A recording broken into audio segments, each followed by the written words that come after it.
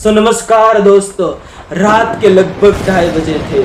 सड़क भी लगभग पूरी खाली थी। उस रात किसी को पता नहीं था कि कुछ ही पलों में इंडियन क्रिकेट टीम की पूरी दुनिया बदलने वाली है। लेकिन एक एक्सीडेंट, एक गड्डी और एक नाम, ऋषभ पंत। उस रात सिर्फ एक्सीडेंट नहीं हुआ था, बल्कि लाखों लोगों की उम्मीदों को भी झटका लगा था। दोस्तों, कई लोगों ने तो ये भी बोल दिया था कि ऋषभ पंत अब कभी वापसी नहीं कर पाएंगे।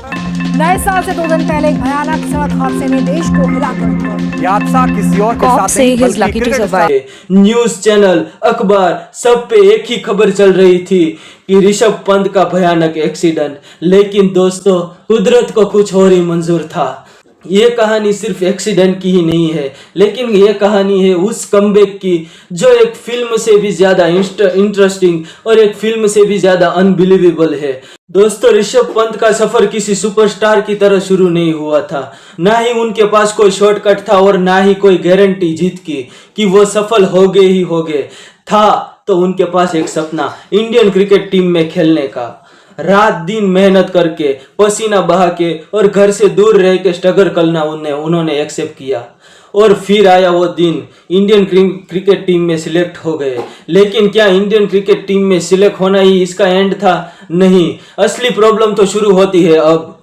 जब भी ऋषभ पंत फेल होते, लोग उन्हें ट्रोल करते, उनके फेलियर पर सवाल उठाते। और सबसे बड़ा तो कंपैरिजन महेंद्र सिंह धोनी की। सब लोग बोलते थे कि ये धोनी के जैसा नहीं खेलता है। लेकिन दोस्तों, सबसे बड़ा दुख तो ये है कि किसी जूनियर प्लेयर को किसी लेजेंड के साथ कंपैरिजन किया जाए तो वो कितना ट्रोल होता है, उसको कितना दुख होता है। पर दोस्तों, ऋषभ पंत उन लोगों में से नहीं थे जो हार मान जाए लोगों की बात सुन के। और फिर क्या, फिर आया ऑस्ट्रेलियन टूर और आया गाबा, वो क्रिकेट स्टेडियम जहां ऑस्ट्रेलिया ने सालों से कोई मैच नहीं हारा था। और फिर क्या, स्कोर बोर्ड का प्रेशर था। लेकिन उस दिन ऋषभ पंत ने दुनिया को दिखाया कि असली कॉन्फिडेंस किसे कहते हैं। उस दिन इंडिया ने मैच जीत लिया, ऋषभ पंत हीरो बन गए। उनका करियर भी बढ़ रहा था, उनका नाम भी बढ़ रहा था, उनके फैंस भी बढ़ रहे थे। लेकिन कई बार जिंदगी बिना वार्निंग दिए ही टेस्ट ले लेती है। और फिर आई वो रात, कार पूरी तरीके से डैमेज हो चुकी थी, पंत को भी गंभीर चोट लगी थी, लोग भी पोस्टर देखकर हैरान हो गए थे। और फिर क्या, डॉक्टर्स, हॉस्पिटल्स, सर्जरी, अनसर्टेनिटी, सब कुछ एक साथ। और कई लोगों को तो ये भी लगा कि पंत अब कब क्रिकेट में वापस आ पाएंगे। और सवाल ये था कि पंत अब आ पाएंगे या फिर।